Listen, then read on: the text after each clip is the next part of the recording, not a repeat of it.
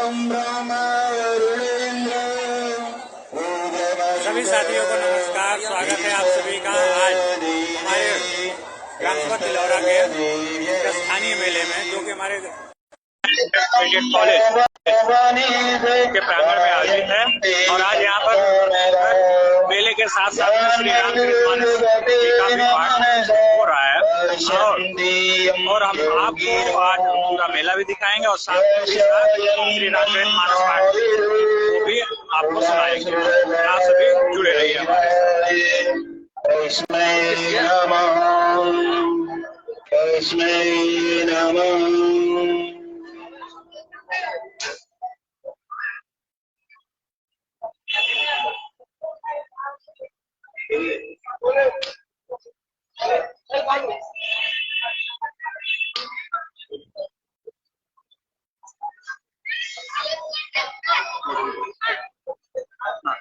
और थोड़ा सा मेला दिखा देता है, उसके बाद फिर यहाँ पर ला करके सीधे देखिए आप मेले में तमाम तरह की छोटी छोटी दुकानें लगी हुई हैं।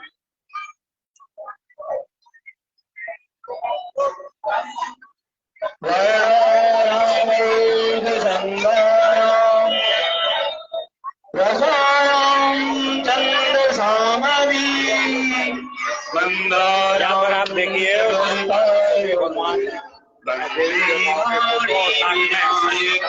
की धार्मिक पुस्तकें, उसके साथ साथ बच्चों के पढ़ने के लिए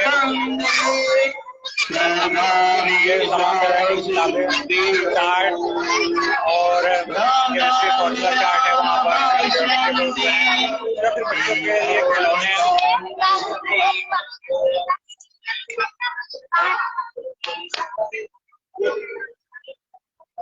और आपको बता दें हम इस मेले में जो है लाइटिंग की व्यवस्था जो है तो हमारे श्री कन्हैयालाल जायसवाल जी के ही किया गया है। उन्हीं के माध्यम से सारी व्यवस्थाएं हैं जो आप लाइटिंग देख रहे हैं, सारी व्यवस्था उन्हीं की कृपा से चल रहा है। और इसके बाद हम आपको सीधे सीधे ले चलेंगे कि थोसे बच्चों के खेलने और बच्चों के खिलौने का क्षेत्र है। इसके अलावा जो है खाने पीने की चीजें और अन्य चीजें जो है आगे की तरफ है। सीधे सीधे आपको वहां पर लेकर के चलेंगे। आप सभी लोग हमारे साथ जुड़े रहिए।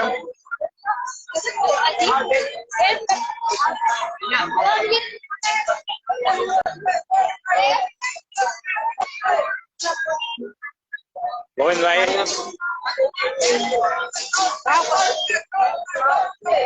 पारंपरिक मिठाइयाँ, यहाँ पर कुछ पारंपरिक मिठाइयाँ हैं।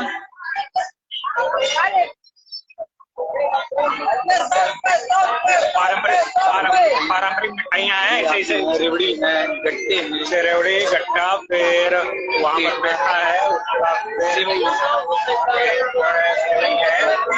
इसके अलावा भी हम आपको और भी करवाएंगे। जैसा कि हमारे साथियों ने निवेदन किया था कि हम मेला भी आपको दिखाएं, तो इसीलिए सब काफी लोगों ने इस चीज का रिक्वेस्ट किया था हमसे, तो इसीलिए हम आज मेले में सीधे सीधे आए हैं। हाँ, सभी ने रिक्वेस्ट किया था कि हमें मेला भी दिखाइए। आपने 9 दिन रामलीला दिखाया तो हमें साथ में मेला भी दिखाइए। तो हमने कहा ठीक है भैया, हम दिखाएंगे आपको मेला भी, आप चिंतित ना हो।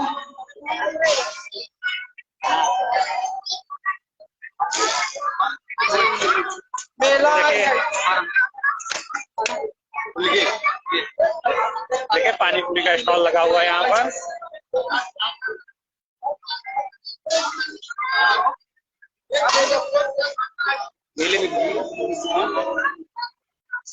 मेले में काफी भारी मात्रा में लोग आए हुए हैं। आप देख सकते हैं यहाँ पर कितना क्राउड है।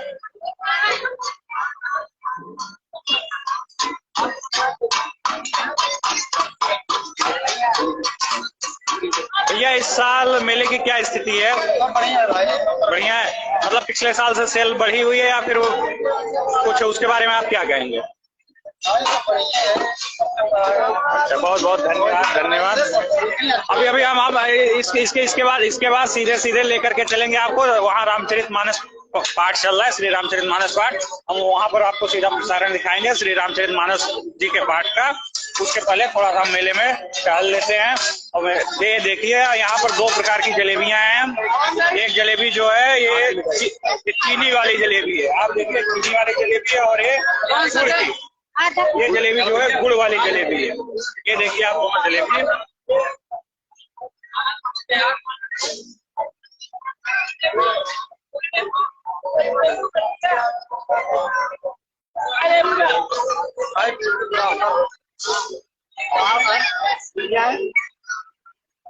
और सर बताइए मेले का लुत्फ आप कैसे उठा रहे हैं? ये देखिए हमारे सर जो है पिछले 9 दिनों से रामलीला में पूरी तन्मयता के साथ सुरक्षा प्रदान किए थे, और आज मेले में भी पूरी सुरक्षा का ध्यान रख रहे हैं। इसके लिए सर को हम बहुत बहुत धन्यवाद देते हैं।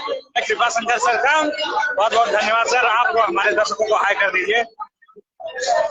अरे सर जी आपको हम जलेबी खिलाएं, 1 मिनट खिला दे रहे हैं आपको जलेबी, यहीं से भेज दें। सबने कहा मेला दिखाइए, हमने कहा दिखा देते हैं।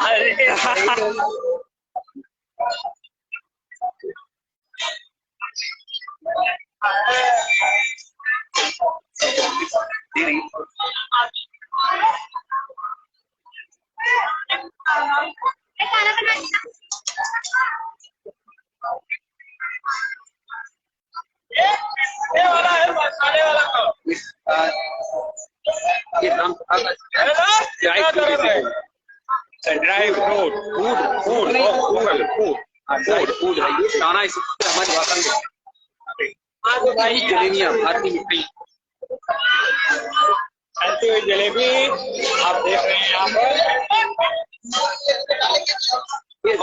फेसबुक पे लाइव चल रहा है। हाँ और हमारे दर्शकों को आप हाँ देखिए सब उत्साहित है मेले को लेकर के, यह सब बहुत उत्साहित है।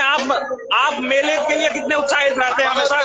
अच्छा मेला आपके लिए सफिशिएंट है, खुश है मेले से? बिल्कुल, बहुत बहुत धन्यवाद। ग्राम सभा का मेला ग्राम सभा जैसा ही होना चाहिए, मॉल जैसा नहीं। बिल्कुल बिल्कुल बिल्कुल, और बड़े पैमाने में मेला और लगे और चढ़ के, और लोग इसमें भाग ले चढ़ के मेला लग रहा है तो आकर देखे भाई ना। बहुत बहुत धन्यवाद। आप इतने जोश के साथ मेले में प्रतिभाग कर रहे हैं। आप सभी इतनी मजबूती के साथ जुड़े हुए हैं मेले के साथ, इसके लिए बहुत बहुत धन्यवाद। आइए मिलते हैं और भी लोगों से। ये देखिए भाई साहब जो है इलाहाबाद से सिर्फ मेला देखने के लिए ये लोग यहाँ पर रुके हुए हैं। यह सब इलाहाबाद में प्रतियोगी छात्र हैं और सिर्फ मेला देखने के लिए गांव में आए हुए हैं। आप बताइए मेले के लिए कितने उत्साहित रहते हैं?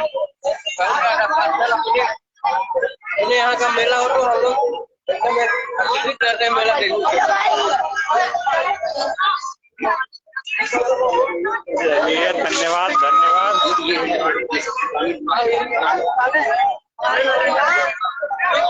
यह ग्रामीण मार्केट आपका जिसकी बांसुरी है, तरह के चूल्हे हैं, बच्चों के आइटम है।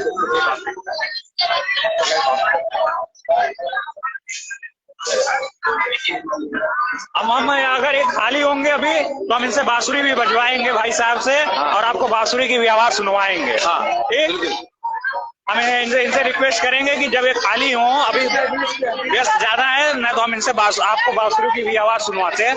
इसके अलावा आप आइए हम दूसरे तरफ चलते हैं, देखते हैं और भी क्या व्यवस्थाएं हैं मेले में।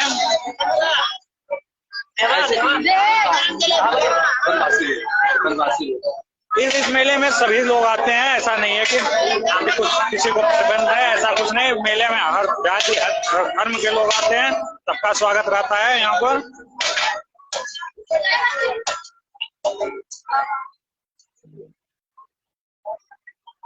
ये देसी मिठाई है।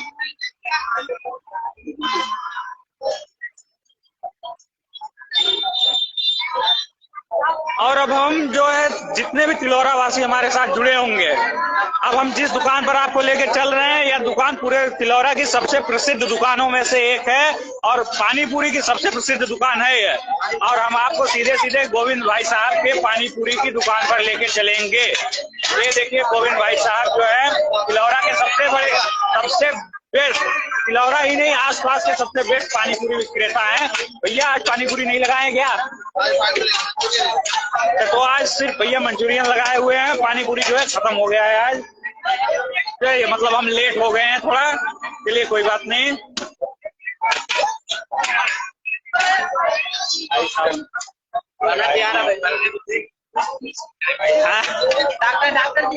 डॉक्टर साहब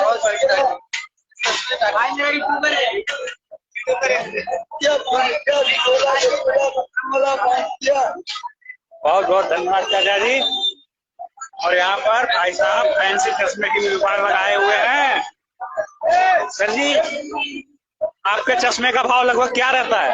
150-100। मतलब 150-100 रुपए में सब? कोई भी चश्मा 150 या 100? बहुत बहुत बहुत अच्छा भैया, काफी वैरायटी है आपके चश्मे में।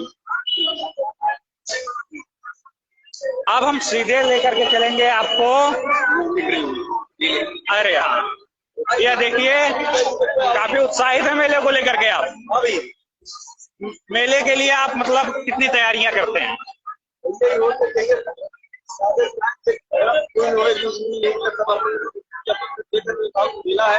अच्छा अच्छा अच्छा, बहुत बहुत धन्यवाद। आप मेले में इतना सहयोग देते हैं, बहुत बहुत धन्यवाद आपका। अब हम सीधे श्री रामचरितमानस जी का जहाँ पाठ चल रहा है वहां पर चलेंगे और आपको श्री रामचरितमानस जी का पाठ सीधे सुनवाएंगे। आप सब जुड़े रहिए हमारे साथ।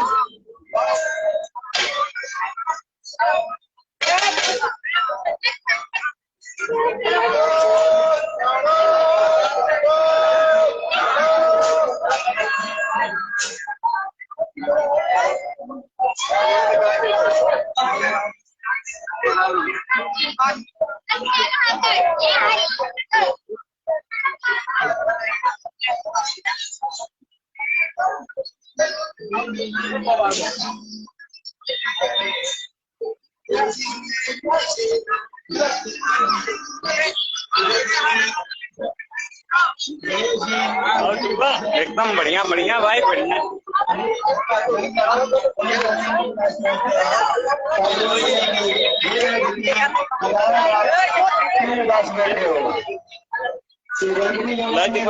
हाँ, हमने रिक्वेस्ट किया था भैया मेला के दिखाइए आप। और यहाँ पर रामचरितमानस जी का पाठ भी चल रहा है, तो हमने कहा सबसे पहले जो 7 चक्कर घंटी का लगा के आएगा वह प्रथम पूजनीय होगा। और सब प्रथम पूजनीय के चक्कर में सब अपने अपने वाहन से निकल गए हैं और हम अपने छोटे से वाहन मूसा के साथ यही रह गए कि हम कैसे 7 चक्कर सबसे जल्दी लगा पाएंगे। तो नारद भगवान ने कहा कि हे गणेश, मैं आपको एक मंत्र बताता हूँ जिससे आप दुनिया में सबसे जल्दी और सभी देवताओं से जल्दी ही आप धरती का 7 चक्कर लगा के चले जाएंगे और आप सबसे प्रथम पूजनीय हो जाएंगे। तो गणेश भगवान ने कहा कि हे महामुनि, आप शीघ्र ही वह उपाय बताइए जिससे हम अपने प्रथम पूजनीय होने का अनुभव गौरव प्राप्त कर सके। तो गणेश भगवान ने कहा कि सर्वप्रथम आप गाय का गोबर लाइए और कई जगह थोड़ा सा उसका लेपन कर दीजिए और उसमें राम शब्द लिख दीजिए। कहते हैं जब गणेश भगवान गाय का गोबर से लेपन कर दिए और राम नाम लिख दिए तो फिर बोले कि इसकी 7 परिक्रमा कर लीजिए। तो गणेश भगवान ने गोबर से, गाय के गोबर से लेपन करके और राम राम शब्द 2 बार लिखा और 7 बार चक्कर लगाया और बोले उसके बाद अपने माता पिता के चक्कर लगा लीजिए जिससे आप स्वयं विजयी हो जाएंगे, आप सबसे पहले पूजे जाएंगे। तो गणेश भगवान ने जब गोबर लेकर के लेपन किया और राम नाम लिखा, 7 चक्कर लगाया, फिर उसके बाद जाकर के माता पिता की चक्कर लगा लिए। तो जिस समय वे गोबर लेपन करने के बाद जिस समय सवारी 7 चक्कर लगा रहे थे उसी समय ब्रह्मांड में जो सब देवी देवता चक्कर लगाने के लिए गए थे बाहर, तो उनसे पहले चूहे के पंजे का निशान पड़ता चला गया। तो सब सोच रहे थे कि चूहे का पंजे का निशान तो हमसे आगे है, पर गणपति दिख नहीं रहे हैं, गणपति कितने तेज आए और कितने तेज चले गए। तो जब सब वहां पर पहुंचे तो देखे कि यहाँ पर गणपति की जय जयकार हो रही है और गणपति जी यहाँ से पहले से आकर के बैठे हुई है। तो कुछ देवताओं ने बोला कि नहीं, हम इस बात से नहीं मान सकते भाई, इसका हमें प्रमाण चाहिए। तो बोले कि भाई आपके मार्ग में तो चूहे का पंजे का निशान था, इससे बड़ा प्रमाण क्या हो सकता है। गणपति का वाहन चूहा है और चूहे का पंजा आगे आगे गया है, इससे गणपति अपने सबसे पहले आकर के यहाँ पे पहुंच चुके हैं। तो उनके भाई जो कार्तिकेय जी थे बोले नहीं, ऐसा नहीं हो सकता। तो उससे कार्तिकेय जी नाराज होकर के दक्षिण दिशा में ही रह गए और बोलते हैं कि तब से कार्तिकेय जी उत्तर भारत नहीं लौटे और कार्तिकेय जी की पूजा दक्षिण भारत में ही सबसे ज्यादा होती है। तो उस समय जब योगी नारद भगवान ने कहा, जब गणेश भगवान के पंजे का मतलब चूहे के पंजे का निशान पड़ चुका है और यहाँ पे माता पिता की परिक्रमा करती है, जो माता पिता ये समस्त जगत ब्रह्मांड सृष्टि है, तो सबसे पहले उनका ही स्थान आएगा। तब सभी देवताओं ने उनको प्रथम पूजनीय स्वीकार किया और इसी से कहते हैं कि महिमा जासी जाने गणराव प्रथम पूजियते नाम प्रभाव। तभी से गणेश भगवान को प्रथम पूजनीय बना दिया गया। जाने आदि कवि नाम प्रतापु भय सुधे करी उल्टा जाबू। जाने आदि कवि नाम प्रतापु भय सुधे करी उल्टा जाबू। कहते हैं कि आदि कवि महर्षि वाल्मीकि पहले एक डाकू थे और जब डकैती करते करते एक बार ऋषि मुनियों को बंदी बना लिया। तो ऋषि मुनियों ने कहा कि जो आप ये लूट मार कर रहे हो, इस लूट मार का फल का भोगी कौन होगा, आप इसे नरक भुगत होगे। तो बोले कि जो हमारा पूरा परिवार खाता है वह हमारे इस कर्म का भोगी होगा। बोले जो स्वयं कर्म करता है उसका भुक्तभोगी वही होता है और उसके पाप कर्म में कोई भुक्तभोगी नहीं होता है। बोले ऐसा नहीं है। बोले आप जाकर के परिवार वालों से पूछाओ। तो उन्होंने कहा कि यदि हम आपको बांध करके जाएंगे तो पूछने आ जाएंगे, हम अगर छोड़िए तो आप भाग जाएंगे। उन्होंने कहा कि ठीक है, आप हमें बांध करके जाओ और परिवार में पूछ करके आ जाओ।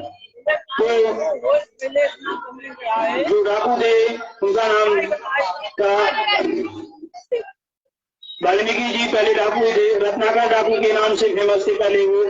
तब उन्होंने ऋषियों को बांध करके चले गए। तो बोले कि हे माता पिता, जो हम पाप की कमाई लाते हैं उसमें आप लोग हमारे पाप के सहभागी हो गए। तो बोले हम पाप के सहभागी नहीं होंगे, हमने आपके पाप को उससे बड़ा किया है और आप वृद्धावस्था में आप हमारा पालन पोषण करिए, हम उस पाप के भागीदार नहीं होंगे। तब उन्होंने अपनी पत्नी और बच्चों से पूछा कि हे पत्नी और बच्चों, आप हमारे इस पाप कर्म की कमाई में भागीदार हो गए। तो बोले हमें आपको पालन पोषण करना है और आप हमारी पालन पोषण का भार दीजिए, आप कहाँ से कैसे लाते हैं, हम उस पाप के भागीदार नहीं होंगे। तब रत्नाकर डाकू सोचा कि जब हमारे पाप का भागीदार कोई नहीं होगा तो हमें पाप नहीं करना चाहिए, हमें भगवान की भक्ति करनी चाहिए और जो ईश्वर रचित होगा वह सब हो जाएगा। तो वहां से आते हैं वो और ऋषि मुनियों के चरणों में गिर करके उनसे क्षमा मांगते हैं। कहते हैं कि हे महामुनि, आज तक हमने जो पाप किया है और हमारा यह जो मानव जीवन है, इसे महान नरक से हमें मुक्ति दिलाइए। तब ऋषि मुनियों ने कहा कि हे महामुनि, हे रत्नाकर, आपने जो आज तक पाप किया है, आप भगवान राम नाम का गुणगान करिए, इससे आपको मुक्ति मिल जाएगी। बोले कि राम नाम तो मुझे लेना नहीं आता है। तो बोले कि तब मुक्ति कैसे मिलेगी। कहे कि कभी आपने जब तक मारा है तो आप जिसको मारा है तो आप मरा मरा कहिए और मरा मरा बार बार कहने से वह अपने आप राम राम हो जाता है। तो इसीलिए कहते हैं कि जानी आदि कवि नाम प्रतापो गयो सोदे करी उल्टा जागो। तब से रत्नाकर वहां पे तपस्या करते करते और राम नाम जपते जपते वे महामुनि कहलाए और आदि कवि कहलाए, क्योंकि वे जब तपस्या करने में और राम नाम की साधना में मस्त हो गए तो उनके ऊपर पूरा मिट्टी, दीपकों ने मिट्टी लगा लिया और वो पूरे एकदम मूर्ति की तरह हो गए। पता भी नहीं चलता था कि वे कोई बैठा है या मिट्टी पूरे दीमक की बांधी है। तो बाल माने दीवार होता है और मिकी माने दीमक। तो फिर उसी बात एक कन्या ने ऐसे सोचा कि ये कोई कुछ बैठा है, उसने एक सिक्का उठाया और उस मिट्टी के बांबी में उछेड़ दिया तो वाल्मीकि की नाक में जा घुसा और वहां से रक्त बहने लगा। तो उनको थोड़ा चेतना हुई तो देखा कि कोई ऋषि यहाँ तपस्या करके बैठा है। तभी से उनका नाम वाल्मीकि पड़ गया और यही नाम वाल्मीकि महादेव वाल्मीकि के नाम से कहलाए, जो मानस की जो रामायण के स्वयं सबसे बड़े रचयिता पहले थे।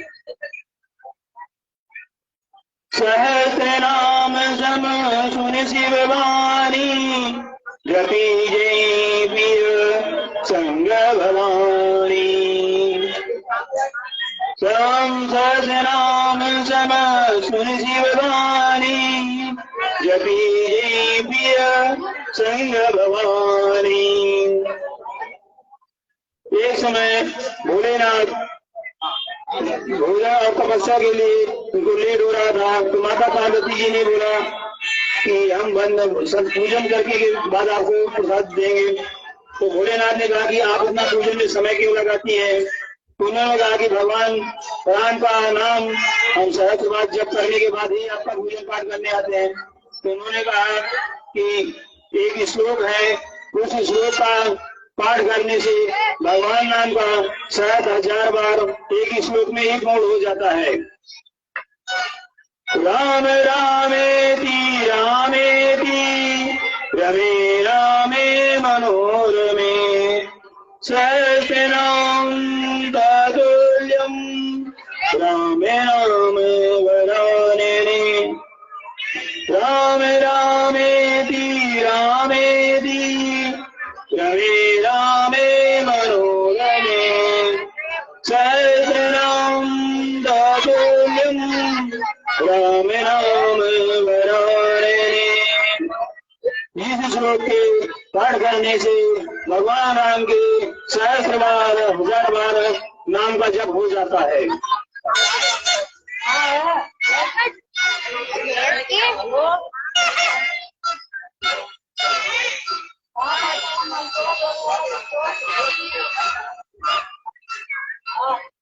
नाम प्रभाव जान शिवरी को, कालकूट भलु दीनेमी को।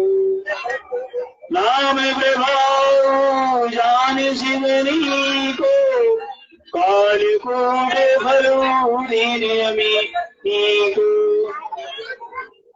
सुमिरि नाम रूप बिनु देखे, आवत सरे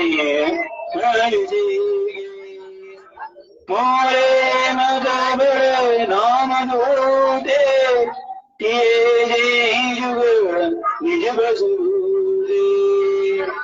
नाम लेते सब सिंधु सुखाही, करहु विचार तुझने मन माही।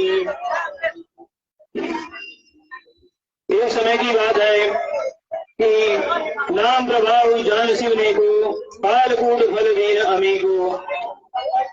जिस समय समुद्र मंथन हो रहा था, समुद्र मंथन में सबसे पहले विष निकला था। जिस समय विष निकला था वह कालकूट नामक भयंकर विष था और उस विष को धरा कर रहने से पूरे ब्रह्मांड में अगर बाहर रहता पूरे ब्रह्मांड का नाश कर सकता था, पूरी सृष्टि समाप्त कर सकता था। ये हुआ कि उस विष को कौन धारण करे, सृष्टि की रक्षा करे। तो वह विष ये हुआ कि भोलेनाथ को दे दिया जाए, भोलेनाथ ही अपने कंठ में धारण कर सकते हैं। तो भोलेनाथ के हृदय में राम नाम का जाप हमेशा रहता है। तो जैसे ही भोलेनाथ को दूतों ने आह्वान किया तो भोलेनाथ ने कहा कि ठीक है, हम इस विष को धारण कर लेंगे, कोई बात नहीं। जगत प्रभाव के लिए और जगत कल्याण के लिए हमें कोई दिक्कत नहीं है, हम इस दूध का पान कर लेंगे। तो भोलेनाथ ने राम नाम का लिया और कालकूट नामक विष को पी लिया।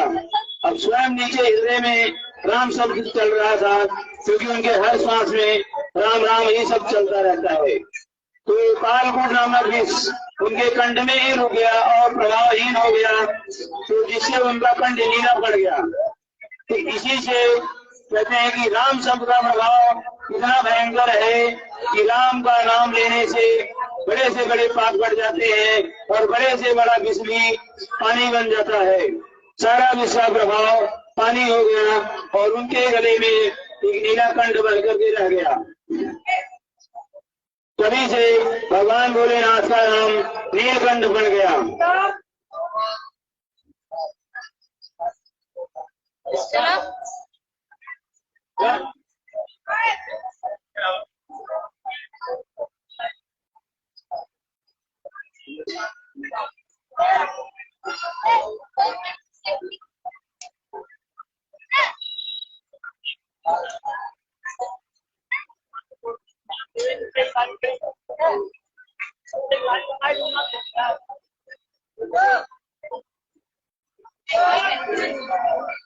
नाम लेत भव सिंधु सुखाई, करहु विचार सुजन मन माई।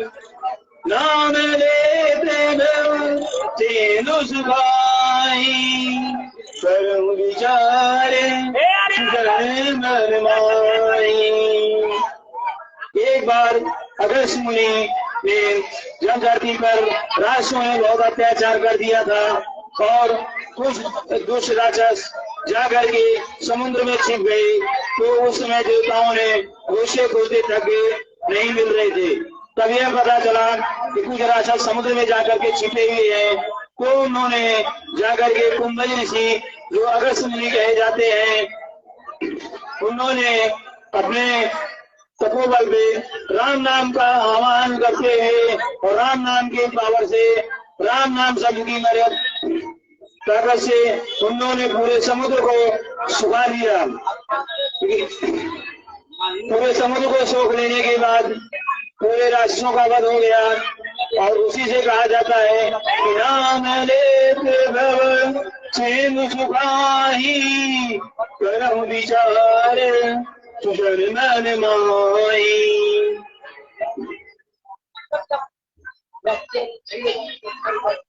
ध्रुव सुबला सबलानी जपयु हरि नाम, पायउ अचल अनुपम काऊ। तुम्हें पवन सुत पावन नाम, अपने बसे कई राखे राम। कहा जाता है कि एक बार सूर्य जो गुरु की माता सूर्य और सुनीता थी, तो सुनीता उनकी माता बड़ी माता थी और सूर्य छोटी माता थी।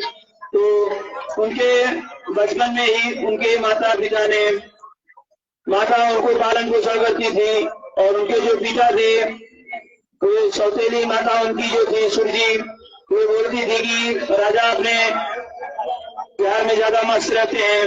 तो एक बार वो जब छोटे अवस्था में, तो अपने पिता की गोद में जाकर के बैठ गए, तो उनकी छोटी माता ने खींच करके उतार दिया और कहा कि तुम्हें पिता की गोद प्राप्त करनी है तो आपको हमारे गोद से जन्म लेना पड़ेगा। और वे रोते हुए अपनी माता सुनीता के पास चले गए। तो माता सुनीता ने कहा कि हे बेटा, आप पिता की गोद से बड़ी गोद, ईश्वर की गोद को प्राप्त करो, उसी में आपका कल्याण है। तो कहते हैं कि ध्रुव ने 5 वर्ष की उम्र में ही जाकर के भगवान ने श्री नारायण का जाप चालू किया और जंगल में जब करते करते भगवान ने जब उनको प्रसन्न हुए और दर्शन दिए, तब उन्होंने कहा कि हे पुत्र, जिस समय आपको पिता की गोद नहीं मिली, आप मेरी गोद में बैठ करके पिता का सुख प्राप्त कर सकते हो। तो ध्रुव ने भगवान की गोदी में बैठ करके पिता का सुख प्राप्त किया और कहते हैं कि राम नाम की महिमा से उन्हें और ईश्वर की गोद प्राप्त हुई और ईश्वर ने उन्हें एक ऐसा स्थान प्राप्त किया कि जो पूरे ब्रह्मांड में ध्रुव तारे के नाम से जाना जाता है। आज भी ध्रुव तारा हम सबको सुबह और शाम को दिखाई देता है, जो एक अपने आप में विश्वसनीय है। कहते हैं कि तपस्या ऐसी हो कि चाहे छोटी उम्र हो या बड़ी उम्र हो, लगन भी ऐसी हो जो आपको ना मिला हो, अगर प्रस्ताव दिया गया है तो आप राम नाम की शरण में चले जाओ और राम नाम की महिमा से आपको वह स्थान प्राप्त होगा कि जो आपने कभी सपने में भी नहीं सोचा होगा। क्योंकि राम नाम में इतनी शक्ति है कि राम नाम का उच्चारण करने से और राम नाम का कीर्तन करने से, राम नाम का भजन करने से दुनिया की सबसे बड़ी शक्ति और सबसे बड़ा सुख मिल जाता है। माया मोह से इंसान मुक्त हो जाता है, वह अपने कर्म भाव को तुरंत प्राप्त कर लेता है और पूरे ब्रह्मांड में, पूरे धरती में पूजा जाता है और जगत में उसका एक अद्भुत स्थान मिल जाता है।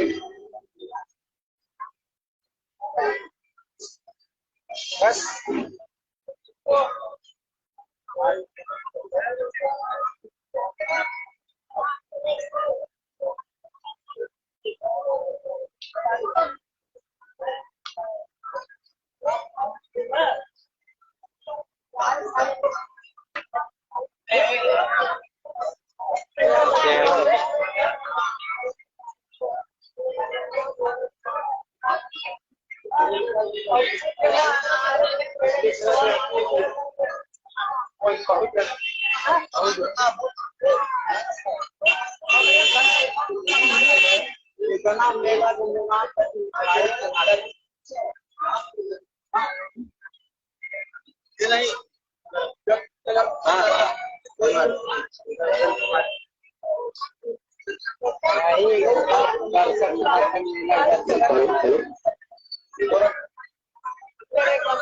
नमामि भक्तवत्सलं दीपालशीलकोमलं,